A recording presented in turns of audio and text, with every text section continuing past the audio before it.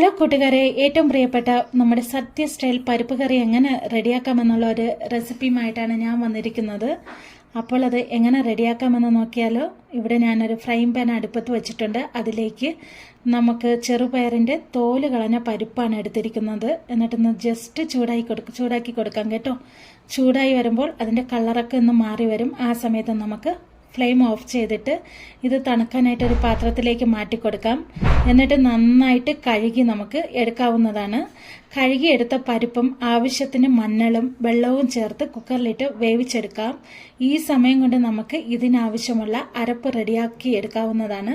അതിലേക്ക് വേണ്ടത് അരമുറി തേങ്ങയും 3-4 പച്ചമുളകും 3-4 ചെറിയ ഉള്ളിയും ജീരകവുമാണ്.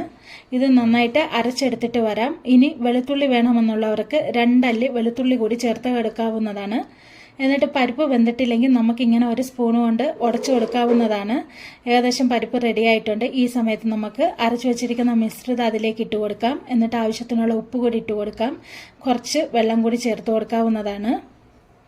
എന്നിട്ട് ഒരു തിള വരുന്ന സമയത്ത് നമുക്ക് സ്റ്റൗ ഓഫ് ചെയ്തിട്ട് ആവശ്യത്തിനുള്ള പച്ച വെളിച്ചെണ്ണയും കറിവേപ്പില ഇട്ട് കൊടുക്കാം. എന്നിട്ട് നമുക്ക് അങ്ങനെ നമ്മുടെ സ്വാദിഷ്ടമായ പരിപ്പ് കറി റെഡി ആയിട്ടുണ്ട്. എല്ലാവരും ട്രൈ ചെയ്യണം. Thank you for watching.